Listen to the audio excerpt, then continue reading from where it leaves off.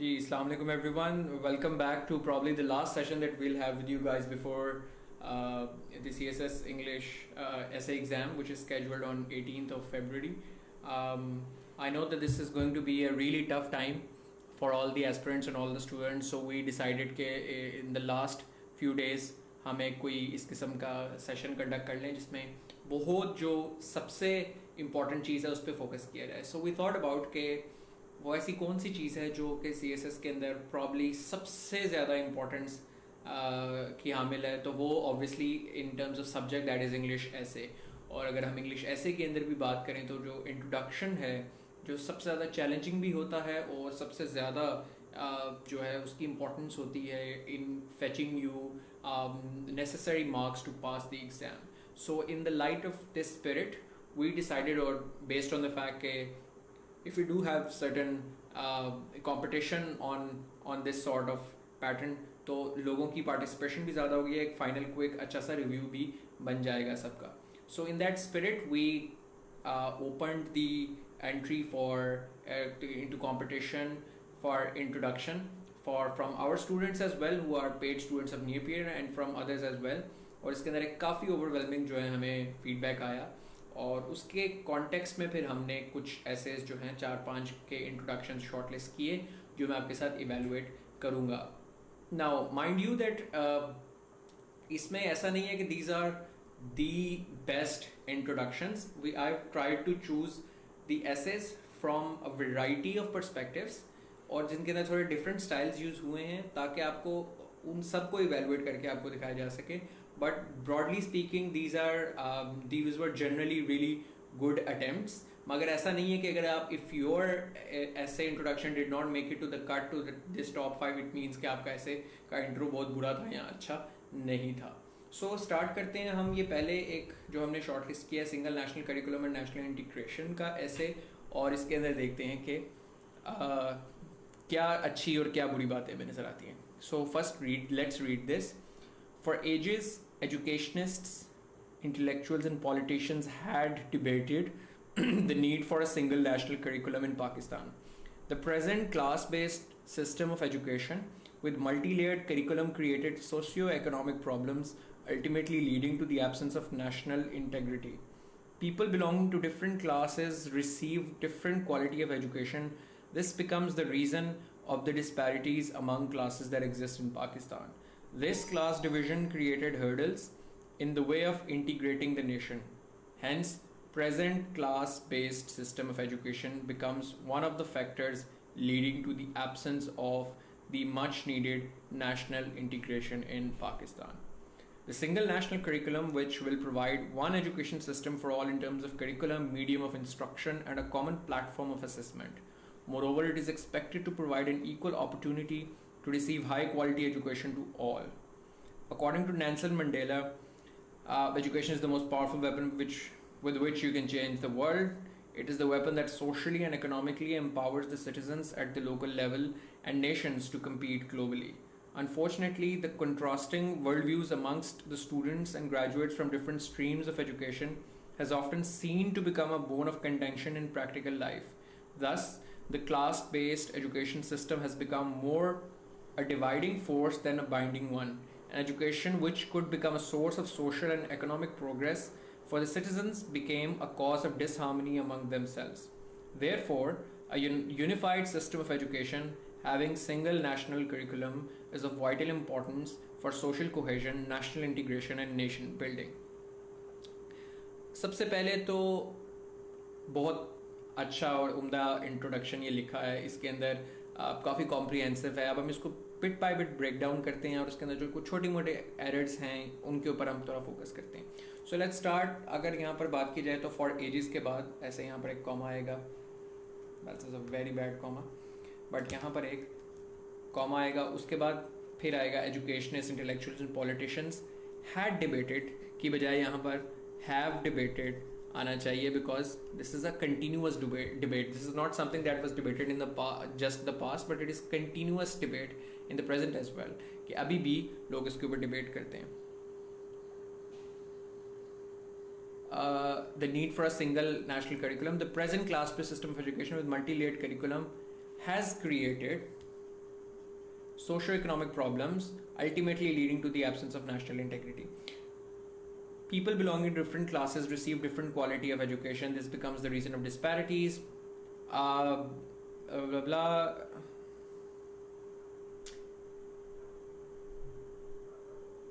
यहाँ पर भी 10 के बाद कॉमा आएगा. अच्छा, तो अब इसके अंदर कंसेप्चुअली अगर हम स्ट्रक्चर वाइज बात करें तो ये टॉपिक है सिंगल नेशनल करिकुलम और नेशनल इंटीग्रेशन. इसका जो है आइडिया वो आपने जो कॉजालिटी ड्रॉ करनी है, जो आपने लिंक ड्रॉ करना है, वो सिंगल नेशनल करिकुलम जो कि प्रपोज किया गया है पाकिस्तान में as a matter of policy this year by the federal government, और उसका नेशनल इंटीग्रेशन, कौमी जो इत्तेहाद है उसके ऊपर इसका क्या इम्पैक्ट होगा उससे रिलेट करना है. तो इसीलिए ये ऐसे का इंट्रोडक्शन देखें, बड़ा टू द पॉइंट है, बड़ा रेलिवेंट है. ये जो ऐसे का स्टाइल, मुझे इसको ये एक जनरल फॉर्मेट पे लिखा गया है कि इसमें पहले थोड़ी सी जनरल बात कर दी कि एजुकेशनिस्ट इंटेलेक्चुअल्स जो डिबेट है इस चीज़ के गिर्द वो क्या है, फिर उसमें थोड़ा सा प्रॉब्लम आइडेंटिफाई कर दिया कि पाकिस्तान में एजुकेशन का जनरली क्या है, और फिर उसके बाद बताया कि कैसे सिंगल नेशनल करिकुलम जो है वो उसको एड्रेस करेगा. So I think this is a good approach. ये वो वाला मेथड है जो कि हमने अपने इंग्लिश ऐसे के कोर्स के अंदर लिटरेचर रिव्यू वाले मेथड जिसको करार दिया था, कि इसके अंदर जो डिफरेंट व्यू पॉइंट्स एग्जिस्ट करते हैं, जो ब्रॉड आइडियाज़ एग्जिस्ट करते हैं उस टॉपिक के ऊपर, आप उनके ऊपर डिस्कशन करते हो सबसे पहले, और उसके बाद आप अपने टॉपिक पे जो भी आपका स्टांस होता है और उस स्टांस को जिन ग्राउंड्स पे ले रहे होते हो, जो आपने पूरे ऐसे में आगे डिस्कशन की होती है, उसकी आप पूरी एक समरी लिख देते हो. तो वो भी हमें नज़र आ रहा है यहाँ पर. पहले शुरू में एक जनरल डिस्कशन की, उसके बाद पूरे ऐसे की हमारे सामने समरी आ गई. इसके अंदर आखिर में जो थीसिस स्टेटमेंट लिखी है, therefore a unified system of education having single national curriculum is of vital importance for social cohesion, national integration and nation building. मेरे ख्याल से ये थीसिस स्टेटमेंट मज़ीद बेहतर हो सकती है, क्योंकि मैंने आपको बताया था थीसिस स्टेटमेंट के 2-3 कंपोनेंट्स होते हैं. पहला कंपोनेंट थीसिस स्टेटमेंट का ये है कि वो टॉपिक को इंटरप्रेट कर रहा होता है, वो बता रहा होता है कि टॉपिक का मतलब समझा रही होती है thesis statement. Second, thesis statement उस टॉपिक की उस इंटरप्रिटेशन के ऊपर जो स्टांस आप ले रहे हैं, जो आप अपना ओपिनियन ले रहे हैं, वो बता रहा होता है. और तीसरा, उस टॉपिक की इंटरप्रिटेशन के ऊपर जो आपने स्टांस लिया है, वो स्टांस आपने किन ग्राउंड्स के ऊपर लिया है, वो तीनों बातें, वो ग्राउंड्स भी वो थीसिस स्टेटमेंट बता रही होती है. सो मेरे ख्याल से ये थीसिस स्टेटमेंट मज़ीद थोड़ी ट्वीक की जा सकती है कि अ unified system of education having single national curriculum is integral for national integration, जो कि टॉपिक है, बिकॉज इट विल, मतलब किन ग्राउंड्स पे नेशनल इंटीग्रेशन की तरफ लेकर जाएगा, वो कौन से जराए हैं जिनके ज़रिए नेशनल इंटीग्रेशन इंश्योर होगी थ्रू सिंगल नेशनल करिकुलम. तो वो ये है कि कॉमन क्या कहते हैं, आप उनकी एस्पिरेशंस कौम की एक जैसी बनाएंगे, आप क्लास बेस्ड डिवीज़न कम करेंगे, आप लोगों को सिमिलर हिस्ट्रीज लोगों को ज़्यादातर पढ़ाएंगे, आप लोगों के अंदर एक कॉमन सेंस ऑफ स्पिरिट करेंगे, और आप सुपीरियॉरिटी इन्फीरियॉरिटी का जो कॉन्सेप्ट है एजुकेशन के अंदर उसको ख़त्म करेंगे. तो ये 3-4 ग्राउंड आप ले सकते हैं कि therefore a unified system of education is indispensable for national integration, या will be instrumental in achieving national integration because it will instil common values in students, make them learn about common history, या क्या कहना चाहिए, make them more cognizant about their common histories, and leading to common aspirations and develop a collective consciousness of the nation. ठीक है, और तो मेरे ख्याल से ये थोड़ी सी थीसिस स्टेटमेंट इसकी मज़ीद बेहतर हो सकती है. तो ये जो है आइडिया इसके अंदर. दूसरी चीज़ ये कि अभी हम इस टॉपिक को मज़ीद थोड़ा सा देखते हैं. पहले हम देखते हैं कि अगला इंट्रोडक्शन इसके ऊपर क्या था. सेम टॉपिक पे एक और इंट्रोडक्शन मैं आपको भी दिखाता हूँ. Education is road to national development. Being a dynamic force, a viable education system enables a nation to achieve its national goals. Again ये वही मेथड है लिटरेचर रिव्यू वाला, कि जिसमें आप जनरल डिस्कशन कर रहे हैं, जनरल आइडियाज़ उसके ऊपर जो हैं ब्रॉड आइडियाज़, उनसे फिर अपने टॉपिक की तरफ लेकर आ रहे हैं. However, if the same education system is mired with disparities and inequalities, it breeds social division and disintegration in the society. Unfortunately, Pakistan, being a victim of educational apartheid, also struggles in the maze of national integration. The education system of Pakistan has many loopholes, of which low budget for the sector, poor infrastructural facilities, rote learning methodologies, and a number of curriculums are only to name of or only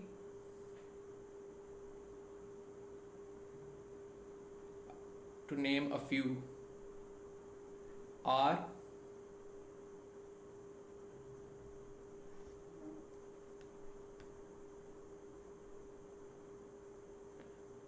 but to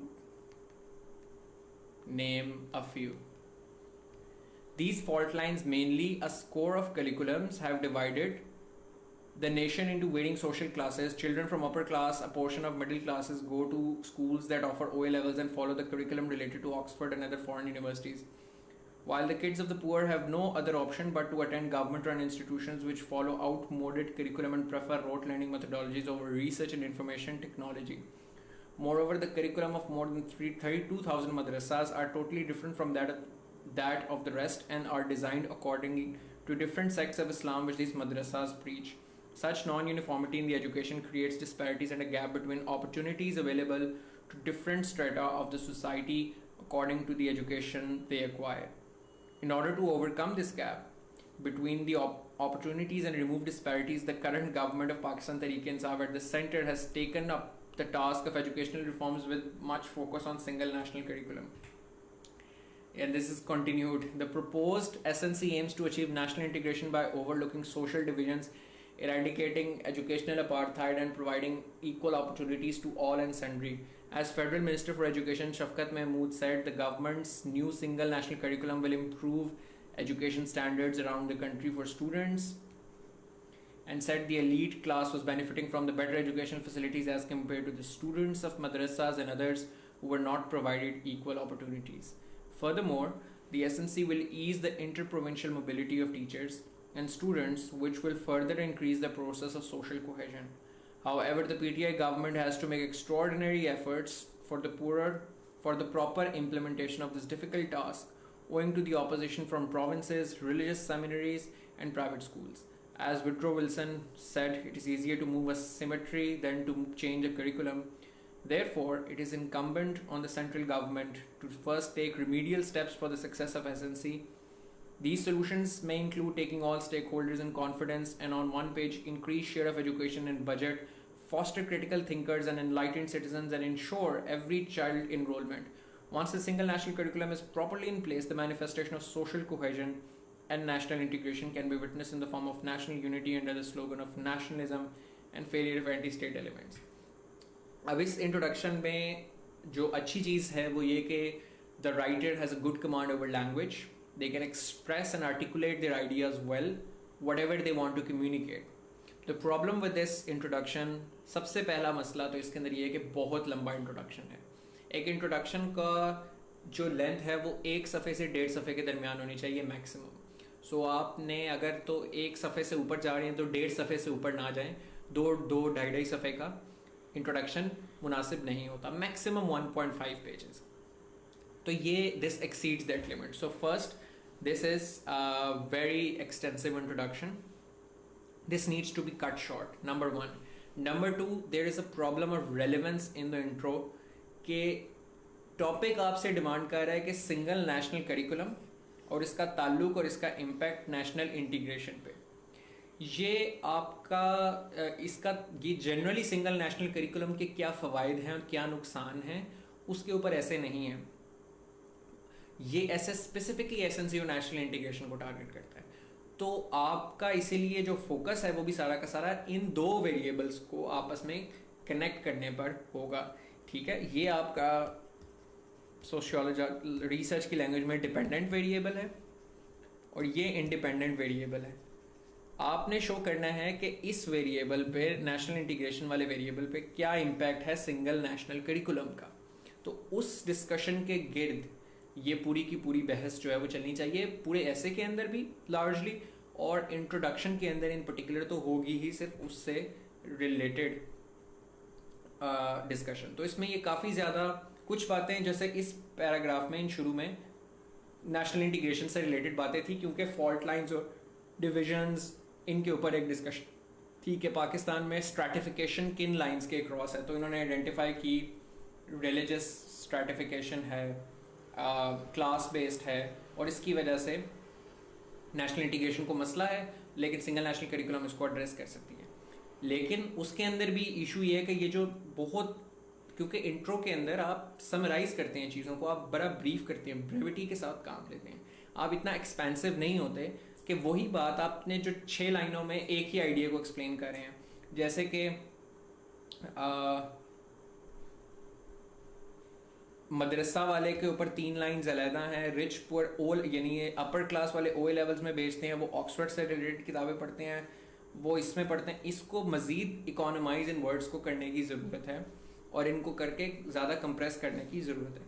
दूसरा, I don't think that there is a need to take the name of the political party, you can just write the current या the incumbent government, ये आप करें। Again बहुत लंबा introduction है, इसके अंदर बहुत ज़्यादा चीज़ें बड़ी इरेलीवेंट हैं, ये कोई बहुत मतलब एक्सेप्शनल कोटेशन नहीं है कि आप इसको इंट्रोडक्शन के अंदर शामिल करें। Again this quotation is not very directly relevant कि आप अगर इम्प्लीमेंटेशन से रिलेटेड बात करनी है तो इम्प्लीमेंटेशन का मसला जो है वो एक बड़ा छोटा कंपोनेंट है इस ऐसे का, तो आप उसके ऊपर पूरी कोटेशन लिख रहे हैं। हाँ, आप ये ज़रूर कर सकते हैं कि कोई बहुत सिमिलर कोई कोटेशन हो जो करिकुलम और नेशनल इंटीग्रेशन के ऊपर कोई बात कर रही हो, वो बहुत ज़्यादा रेलिवेंट होगी कोटेशन, वो आप इंट्रो के शुरू में भी लिख सकते हैं या बीच में भी एंड पे कहीं फिट कर सकते हैं। लेकिन ये जो थोड़ी सी टेंजेंशियली रेलिवेंट कोटेशंस हैं वो इतनी अहम नहीं है इस टॉपिक के अंदर।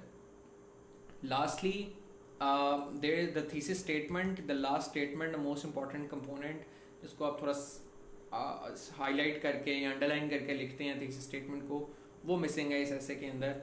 कि बेसिकली आप इस टॉपिक को इंटरप्रेट क्या करें कि व्हाट इज़ द रिलेशनशिप, अब इसकी थीसिस स्टेटमेंट होगी क्या, और वो ये कि what is the relationship between national integration and single national curriculum and curriculum, basically कि नेशनल इंटीग्रेशन का करिकुलम पे क्या रिलेशन है और सिंगल नेशनल करिकुलम कैसे उसको इम्पैक्ट करता है, और आपका उस बारे में क्या स्टांस है कि ये नेशनल इंटीग्रेशन की तरफ लेकर जाएगा या नहीं लेकर जाएगा। आप दोनों स्टांस ले सकते हैं कि ये नेशनल इंटीग्रेशन की तरफ लेकर जाएगा या ये नहीं लेकर जाएगा। जो भी आप स्टांस ले रहे हैं फिर उसके ऊपर आप ग्राउंड्स दे सकते हैं, और किन ग्राउंड्स पे आप कह रहे हैं कि ये नेशनल इंटीग्रेशन की तरफ लेकर जाएगा और किन ग्राउंड्स पे आप कह रहे हैं कि नेशनल इंटीग्रेशन की तरफ नहीं जाएगा, जो भी आपका ओपिनियन है। अगला देखते हैं हम, कोविड-19 एंड डिक्लाइन ऑफ ग्लोबलाइजेशन। तो कोविड-19 pandemic, also termed as the coronavirus, COVID-19 pandemic is fine. We don't need to write coronavirus as well. You need to economize your words. Is the worst crisis since the Great Depression of 1930s.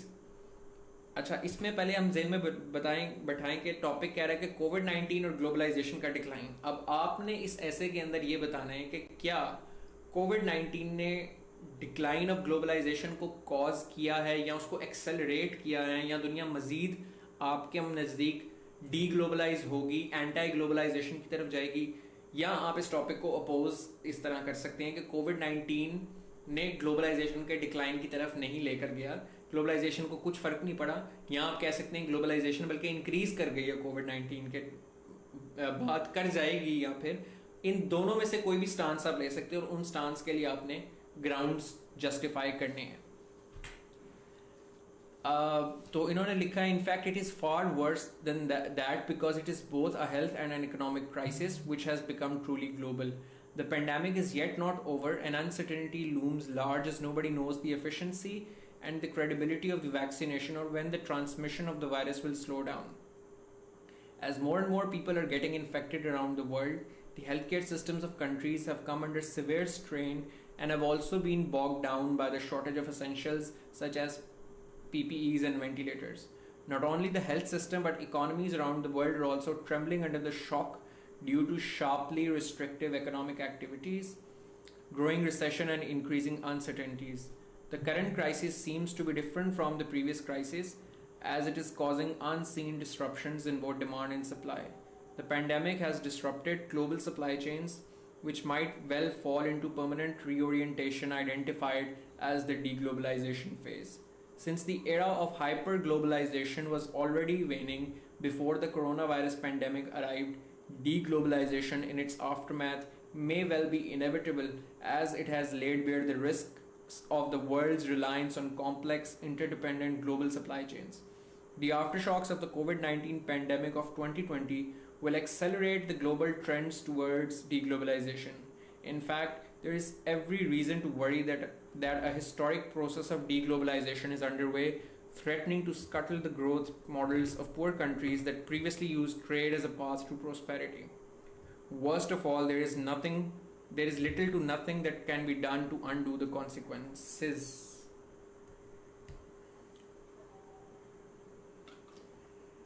A very decent introduction. इसके अंदर again the command over the language, the expression and the articulation were very good. They were on point. Author का overall जो stance है इसके ऊपर वो बड़ा clearly हमें नज़र आ रहा है इंट्रोडक्शन के अंदर कि वो कह रहा है कि डी ग्लोबलाइजेशन की तरफ जा रही है दुनिया और ग्लोबलाइजेशन वैसे ही कमी की तरफ थी, डिक्लाइन की तरफ थी और इसने उसको एक्सेलरेट कर दिया और किन ग्राउंड्स पे बात की है वो भी इस ऐसे के अंदर एक्सप्लेन किया है. अगेन ये लिटरेचर रिव्यू वाला मेथड यूज़ किया कि जिसके अंदर जनरल थोड़ी सी बात की और उसके बाद अपने पॉइंट को सारा इसके अंदर एक्सप्लेन किया. Again, one of the things that is missing in this is a very decent thesis statement at the end. एक decent thesis statement की ज़रूरत है इसके end में कि COVID-19 has accelerated the decline of globalization या COVID-19 has given a stimulus to the already declining state of globalization in the world due to closure of national borders, termination of air flights, lack of cooperation between countries and disruption of global supply chain networks. ये एक बड़ी अच्छी decent thesis statement इसके ऊपर बन सकती है. अब हम अगला देखते हैं ऐसे कोविड-19 एंड डिक्लाइन ऑफ ग्लोबलाइजेशन के ऊपर ही. The outbreak of COVID-19 has wreaked havoc on the world in all respects, from economy to international trade, business activities to employment, and from political discourse to everyday life. It has left nothing unaffected. Coronavirus has become pandemic soon after it spread in Wuhan, China. After the disease turned out to be a pandemic, it brought all social, economic, educational, political, and cultural activities to a standstill. The egregious impact of COVID-19 on globalization is no exception. बहुत अच्छा intro मुझे लगा ये language use और framing. I really liked this because आपने यहाँ तक एक general discussion की COVID के ऊपर और आप देखें कि उसको फिर लिंक किया, ट्रांजिशन किया ग्लोबलाइजेशन के साथ और फिर स्पेसिफिक टू अपनी टॉपिक पे उसके बाद लेकर आए हैं. The egregious impact of COVID-19 on globalization is no exception. Since globalization is the process of integration of economies, cultures, peoples, technologies and corporations, the COVID-19 is a massive blow to it. Lockdowns, border closures and ban on international travel and transportation have truly de-accelerated the process of globalization. Following the COVID-19 prevention measures, economic activities, global trade, tourism, and people-to-people interaction have seen steep fall, leading to decline of globalization. The pandemic has indubitably obstructed the process of globalization. ये एक redundant line है बीच में, इसकी ज़रूरत नहीं है कि आप वही बात बार-बार करें. Malfunctioning of all socio-economic and political activities in the wake of COVID-19 has adversely affected globalization one way or the other. Nonetheless, it is not. अच्छा, यहाँ तक ये कह रहे हैं कि ग्लोबलाइजेशन जो है वो ऑन डिक्लाइन है ड्यू टू कोविड. आगे वो कहते हैं nonetheless, it is not for the first time that it is facing such a grave threat. Throughout its history, आगे इधर कॉमा आएगा, globalization has experienced setbacks. From diseases, wars to financial crisis and economic recession, it has faced multi-dimensional challenges to date. Of them, diabolical diseases, devastating world wars, Soviet-US Cold War, Sino-US trade war, and the Brexit are to name a few. Despite these blows, globalization has continued to emerge as an ultimate victor from time to time. Beyond any doubt, the contagion has put a significant strain on the globalization. However, recent projections suggest that international flows will start growing again as soon as the pandemic comes under control. Doubtlessly, COVID-19 has taken a heavy toll on globalization, causing its decline. Nonetheless, it will grow stronger and continue to dominate in post-pandemic era. Now, this is somewhere where I think that the intro has gotten confused. ये आपको थोड़ी conceptual clarity रखनी है कि आपका जो भी introduction है, जो आपका ऐसे है, जो आपकी थीसिस स्टेटमेंट है, उसमें एक बड़ी क्लियर कट आपकी क्लैरिटी हो कि आप क्या स्टांस ले रहे हैं और आपने उस स्टांस पे ही फिर सबसे ज़्यादा फोकस करना है. सो आप देखें, आधे ऐसे में हमें ये लग रहा था कि ऑथर कह रहा है कि कोविड-19 से ग्लोबलाइजेशन का डिक्लाइन आएगा. ऐसा लग रहा था कि ये स्टांस है. बाद में हमें अब नॉनदलेस का फिक्र आया और आगे बात शुरू हुई, तो हमें लगा कि यहाँ पर ऑथर कह रहा है कि नहीं, ग्लोबलाइजेशन से कोविड-19 को जो है वो इवेंचुअली कोई फर्क नहीं पड़ेगा. ग्लोबलाइजेशन ने सब कुछ पहले भी बर्दाश्त किया है. बट आई थिंक दैट इसकी वजह से ऑथर का, ये राइटर का, एस्पिरेंट का पॉइंट जो है वो अब कंफ्यूजिंग हो गया एग्जामिनर की नज़र में कि स्टूडेंट असल में किस साइड को फेवर कर रहे हैं. Either you support the idea कि ग्लोबलाइजेशन जो है वो कम हुई है, और यू डोंट. आप ये भी कह सकते हो, ऐसी बात नहीं है कि आपने बड़े रेडिकल स्टांसेस लेने हैं, लेकिन इसके अंदर फिर आपकी लैंग्वेज यहाँ पर थोड़ी टोन डाउन होनी चाहिए थी. वो ऐसा पता लग रहा होता कि आप इस बात को रियलाइज कर रहे हो, but you don't think that this is the entire picture. आप इसको इस तरह फिर आप साइन पोस्ट यूज करो कि even though it is believed that globalisation is in decline due to COVID because of lockdowns, border closure, ban on international travel, etc. It is argued by people that following the COVID-19 prevention, ताकि पता चले कि ये आपका opinion नहीं है, आप सिर्फ एक्सप्लेन कर रहे हो कि हाँ ये कुछ पॉइंट्स हैं लेकिन ये फुल पिक्चर नहीं है. तो आपको उसकी फ्रेमिंग थोड़ी सी बेहतर करने की ज़रूरत है जब आप दूसरे ओपिनियन बता रहे हो. ठीक है. दूसरी बात, अगर तो आप ये कह रहे हो कि कोविड-19 ने ग्लोबलाइजेशन इवेंचुअली को फर्क नहीं पड़ेगा, कोविड-19 का ग्लोबलाइजेशन पे इतना इम्पैक्ट नहीं पड़ेगा, ग्लोबलाइजेशन विक्टोरियस निकलेगी, तो उसके लिए कुछ ग्राउंड्स देने की ज़रूरत है. ये ग्राउंड्स आर नॉट सफिशिएंट कि चूंकि ग्लोबलाइजेशन ने पहले वॉर, पेंडेमिक्स और ये सस्टेन की थी तो इस दफ़ा भी कर जाएगी. There are some very practical, direct, tangible, immediate reasons for us to believe कि ग्लोबलाइजेशन को फर्क नहीं पड़ा, ना पड़ेगा. वो दिखने की ज़रूरत थी इसमें, अगर आपका स्टांस ये है कि इवेंचुअली ग्लोबलाइजेशन को कोई फ़र्क नहीं पड़ेगा. मसलन इंसान की तारीख में सबसे पहली मतलब फास्टेस्ट अभी तक वैक्सीन बनी है 1 साल के अंदर. The second fastest to 10 years, but it was and I think that was for common flu या कॉमन कोल्ड, जो कि 10 साल लगे थे उसको बनाने में. इसको 1 साल लगे हैं. Why? Because of unprecedented global cooperation among scientific community to share knowledge and information and scientific resources to come with a medical solution of this issue. ठीक है. चाइना से लेकर यूके से लेकर यूएस तक people everybody collaborated on this effort and came up with multiple vaccines within 1 year. That shows कि global cooperation has not stopped. ठीक है. री इन्वेंट कर दिया लोगों ने ग्लोबलाइजेशन को सस्टेन करने के लिए कि आप मास्क पहने, फ्लाइट्स दोबारा से रिज्यूम हो गई, और जैसे ही वैक्सीनेशन वगैरह कंप्लीट होगी और आप हर्ड इम्यूनिटी डेवलप करवा देंगे लोगों की 80%, तो things will get back to normal. In fact आपने ग्लोबलाइजेशन को नए टूल्स और एवेन्यूज दे दिए हैं जो पहले नहीं थे. मसलन आपने ई कॉमर्स इंडस्ट्री दुनिया में कोविड-19 के टाइम में इतनी ग्रो की है ग्लोबली जितनी पिछले 10 सालों में ग्रो नहीं की. In 4 months of lockdown, according to studies, the e-commerce industry has increased as much as it did in last 10 years. तो e-commerce industry तो globalization का एक बहुत बड़ा एस्पेक्ट है ना, कि आप घर में बैठ के ऑर्डर कर रहे हो कोई चीज़, अमेरिका से आपके घर आ गई है, पाकिस्तान से चीज़ें बाहर जा रही हैं, ये सारी चीज़ें एक्सेलरेट कर दी हैं इसने. तीसरा, now it is easier for people to work from home, which means that a person from one country who is not physically present in another country can apply, get a job and work, because now it's acceptable for you to do that. Previously, if you were a teacher at some college in US, you had to be in that college and come there, but now you can sit in China and deliver lectures there. So the globalization that को जो कहना चाहिए कि globalization has gone digital with COVID-19. So COVID-19 ने और 2 points, एक तो ये कि जैसे ही वैक्सीनेशन एक 80% फ्रीक्वेंसी को टच करेगी, हर्ड इम्यूनिटी डेवलप होगी, बाकी चीज़ें वैसे ही सोशल डिस्टेंसिंग मेजर्स ख़त्म हो जाएंगे. तो चीज़ें वैसे ही नॉर्मल आ जाएंगी. So you have a very tangible evidence to prove that. But on the second hand जो आपने डिजिटल कर दिया है ग्लोबलाइजेशन को, बट वो जो सारी एग्जाम्पल जो चीज़ें मैंने बताई हैं उसकी बेसिस पे ग्लोबलाइजेशन और एक्सेलरेट करेगी. ये मैं सिर्फ आपको बता रहा हूँ, ज़रूरी नहीं कि आप ये स्टांस लो, but if you are going to take a side जो कि इस और इन्होंने लेने की कोशिश की है, फिर आपको बहुत टेंजिबल इमीडिएट रीजंस देने हैं टू सपोर्ट दैट आर्ग्यूमेंट. अगर आप दूसरी साइड को सपोर्ट कर रहे हो कि नहीं ग्लोबलाइजेशन कम होगी, तो फिर आप इन्हीं आर्ग्यूमेंट्स का सहारा लोगे. उनके लिए आर्ग्यूमेंट्स बहुत अच्छे हैं.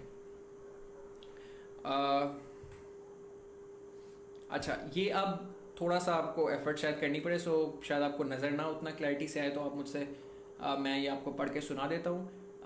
The author in this has used the anecdotal approach और story based approach थोड़ी सी यूज़ की है इस ऐसे के अंदर, which is what I personally prefer. A man living in Philippines has lost his job since he used to work in a firm located in China.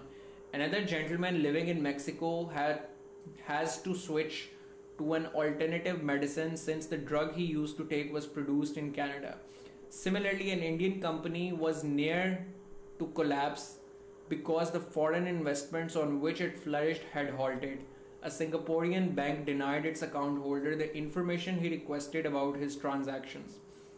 Thus, the COVID-19 pandemic has resulted in migration coming to a standstill, flow of goods discontinuing, movement of capital breaking off, and flux of information facing unprecedented impediments. To put it simply, all the major elements of globalization have taken a back seat. The COVID-19 pandemic has accelerated a shift towards deglobalization. The devastating COVID-19 pandemic, ये अब thesis statement लग रही है क्योंकि उन्होंने black में लिखी है, has acted as a catalyst for the wave of deglobalization by disrupting international financial systems, changing social structure dynamics, and reinforcing the populist wave. Simultaneously, this pandemic has also provided an opportunity to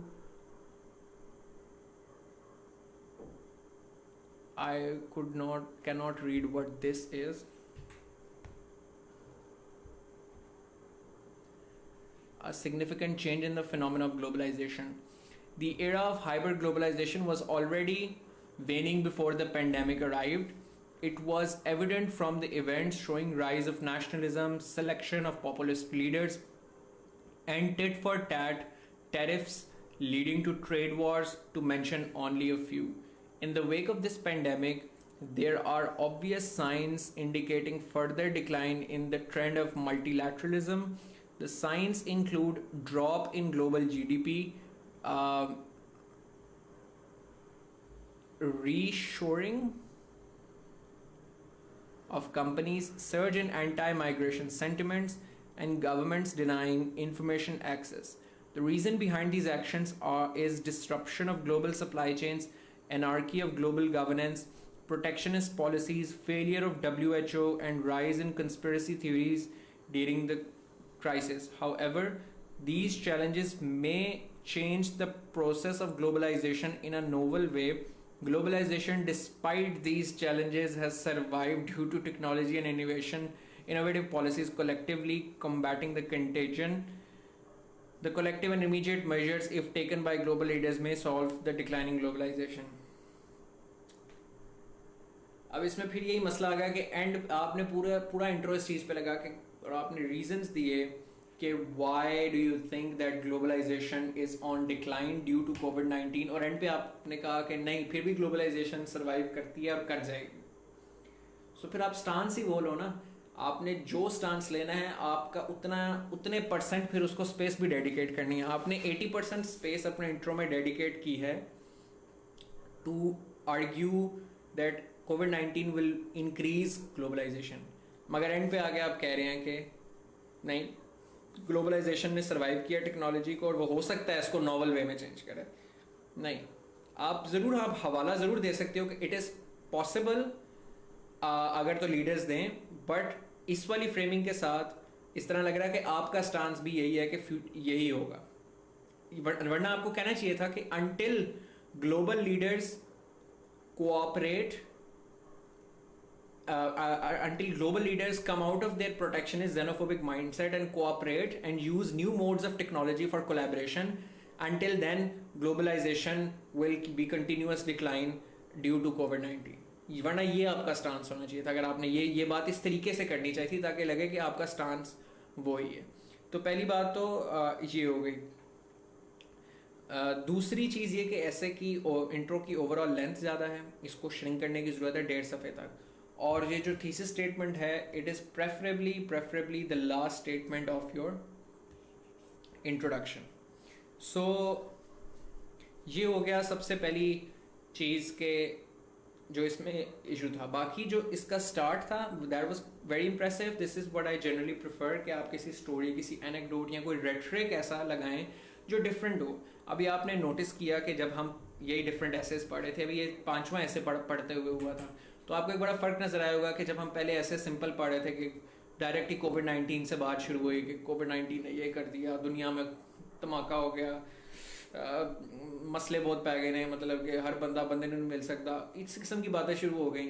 ठीक है, इसमें एकदम एक different आपको feel I कि कुछ बात rhetoric के साथ शुरू हुई कि एक मैन लिविंग इन फिलीपींस के साथ ये हो रहा है, चाइना में ये हो रहा है, ये हो रहा है। So the writer was able to hook your attention rather quickly that कि आपको एक डिफरेंट और यूनिक उसने आपको इंट्रोडक्शन के साथ आपकी अटेंशन हुक कर लिया है। This is a very very successful strategy that if your introduction का जो स्टार्ट है, you can refer to my lecture on the grabbers of the essay, कि जो स्टार्ट में ग्रैबर्स होते हैं जो अटेंशन हुक करने के लिए होते हैं, if you can reasonably manage to do that, तो ये एक बहुत बड़ा आपका एडवांटेज होता है to get you to pass the exam. मगर at the same time another caveat is कि आपकी कमांड हो लैंग्वेज के ऊपर, आप उस तरीके से लिख सकते हो। अगर आप उस तरीके से लिख नहीं सकते, वो बात उस तरीके से एक्सप्रेस नहीं कर सकते, तो फिर आपको सिंपल मेथड्स के तरफ ही जाना चाहिए। Now I shift to looking at some of the comments and questions जो आपके हैं, वो हम क्विकली एड्रेस कर लेते हैं in the next 5 to 10 minutes।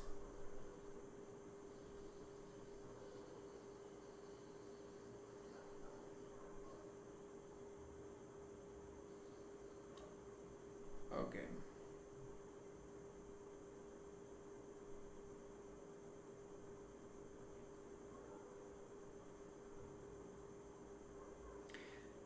जी ये बात ठीक लिखी है।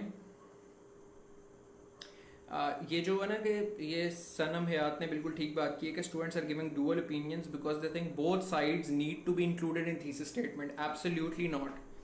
You need to thesis statement के अंदर तो इन पर्टिकुलर आपकी क्लियर कट आपका क्या स्टांस है या क्या बात है वो पता चल रही होनी चाहिए।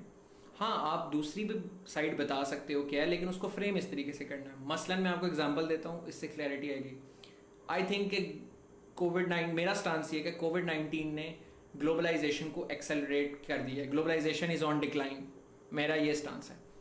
तो मैं इस तरह लिख सकता हूँ कि while some people celebrate the increase in digital services in the aftermath of COVID-19, it is an evident fact that COVID-19 has increased, COVID-19 has accelerated the decline of globalization due to closure of borders, ban on international trade,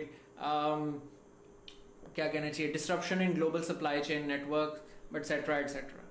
ये मेरी thesis statement है। इसमें मैंने बताया कि कुछ लोगों को लगता है कि डिजिटल सर्विसेज ज़्यादा हो गई हैं, ग्लोबलाइजेशन ज़्यादा जगह पड़ी, मेरा स्टांस नहीं है।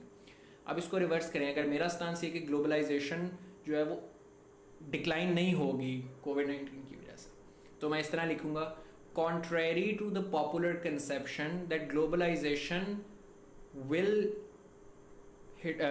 decrease in the aftermath of COVID-19, या ग्लोबलाइजेशन deglobalization, जो भी आपकी फ्रेज यहाँ पे यूज हो रही है, that COVID-19 has led to the deglobalization phase. So मैं लिखूंगा contrary to the general idea या contrary to the popular perception that COVID-19 has increased the deglobalization phase, it has in fact accelerated globalization through newer mediums such as digital technology, rise of e-commerce,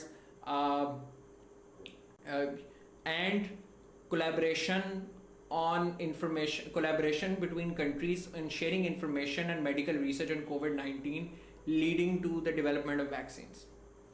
Moreover, in the aftermath of vaccines, या more over in the aftermath of mass vaccination, COVID-19 will be a, मतलब कि क्या कहना चाहिए, will be a faded memory with uh, no long lasting impact on globalization.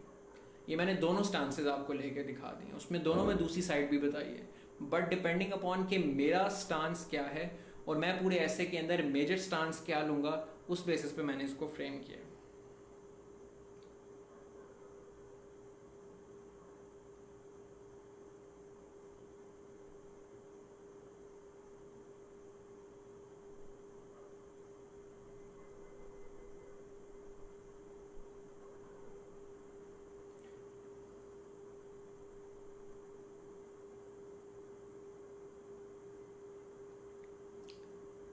Aqib ने एक introduction share किया है, हम इसको पढ़ लेते हैं. It sounds interesting. अगेन देखें, क्योंकि उन्होंने एक अच्छी कोटेशन के साथ इंट्रो शुरू किया है तो मेरा दिल कर रहा है उस इंट्रो को पढ़ने का. So this is again an example of how important it is to hook the attention of readers.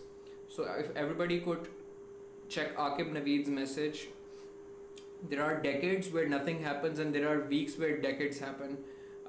Lenin की quotation है, the words reflect the story of COVID-19 after World War II, the horrible period which has been passing since last January. A virus that starts from the east and spreading all over the world. However, people of the current era who grow up in the era of globalization just heard about the past world stories, that how hard it is to travel across the world, as well as the narrative of people who do not support globalizations have a chance to show the consequences of globalization.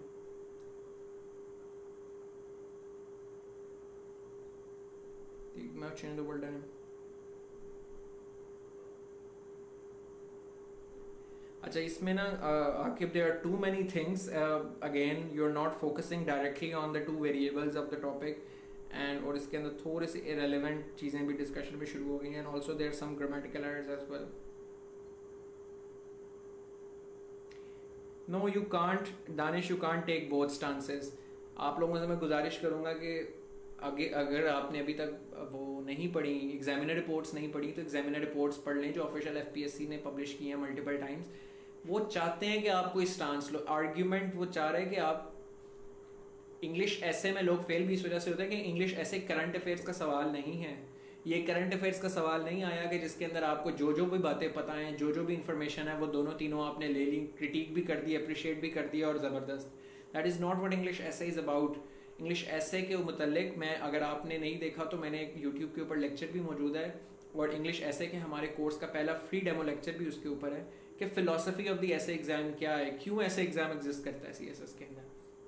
उसमें examiner ये देखना चाहता है कि आप क्या नुक्ता नज़र रखते हो इस टॉपिक के ऊपर, और अपने नुक्ता नज़र को सपोर्ट करने के लिए किन दलाइल का सहारा लेते हो. क्या आपको दलील देना आती है, क्या आपको आर्ग्यूमेंट करना आता है, क्या आप अपने नुक्ते को, नुक्ता नज़र को साबित करने के लिए दलील और मिसालें और के ज़रिए साबित कर सकते हो. अब क्या आप एविडेंस यूज़ करते हुए अपने आर्ग्यूमेंट को प्रूव कर सकते हो. अगर आप दोनों साइड्स दिखाते जा रहे हो तो फिर तो आपका कोई उसके ऊपर स्टांस ही नहीं है, फिर आपकी कोई एनालिटिकल अप्रोच नहीं है उसके ऊपर. So that is wrong approach.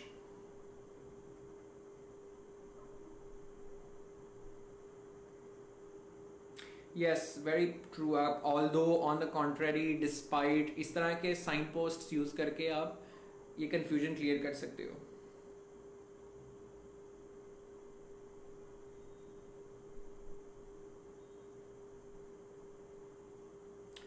Yes, Numan, I think this was an appropriate anecdote.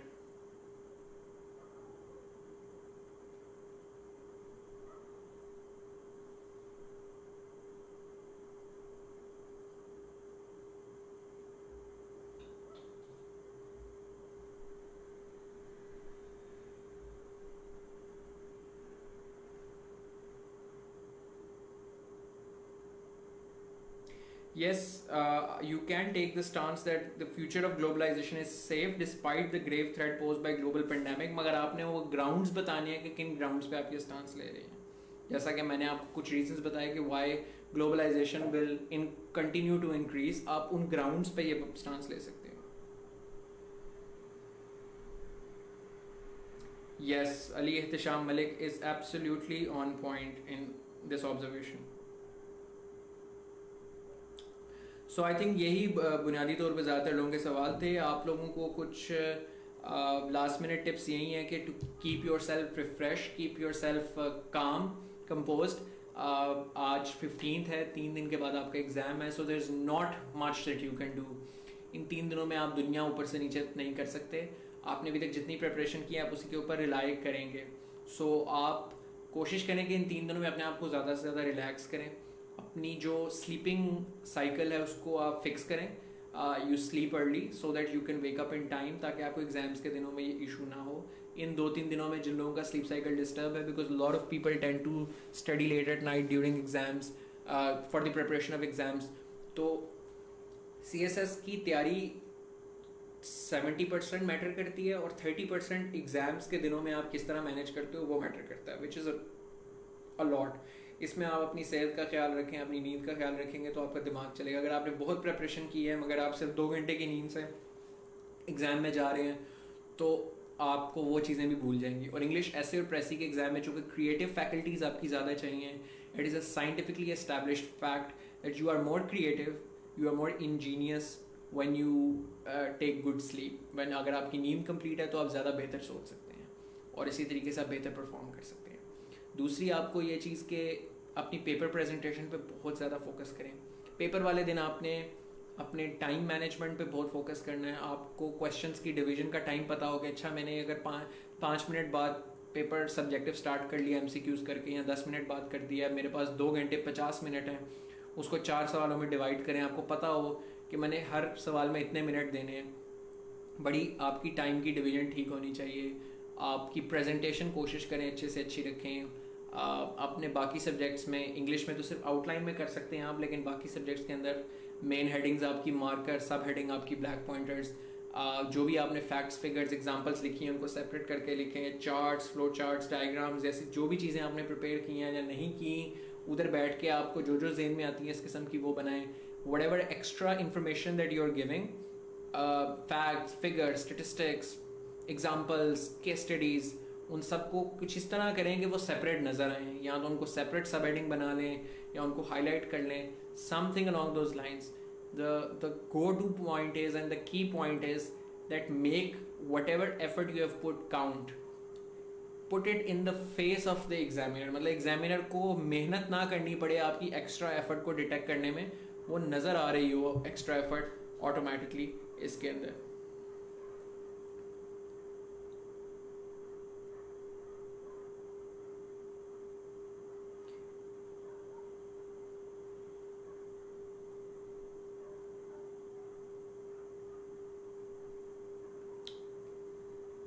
So yes, अगर तो आपका कोई दूसरी साइड बता रहे हैं लेकिन वो आपका स्टांस नहीं है, तो थीसिस स्टेटमेंट में मैंने अभी एग्जांपल दिया, I am not sure if you were available, तो मैंने उसमें बताया था कि आप ऑल्दो या contrary to the popular perception, इस तरह की चीज़ें डाल के कर सकते हैं। So I wish you all guys the best of luck. I hope that you guys will do great and wonderful. Just stay calm, stay composed, manage your time well on the exam day, make your presentation, your writing best, उसके ऊपर सबसे ज़्यादा focus करें। जो जो भी information आपके पास है उसको मैक्सिमम तरीके से यूटिलाइज करने की कोशिश करें। That is the most important thing. So wish you guys best of luck. If you have any queries, any concerns, if there anything else that you want to know, you guys drop a comment and hit a message on Edmodo group. And I hope that this lecture was helpful to you guys. Hopefully I'll be talking to many of you guys soon, in a couple of months, when you guys will pass the written exam, and then we'll have a discussion on the interview session. So thank you guys and best of luck.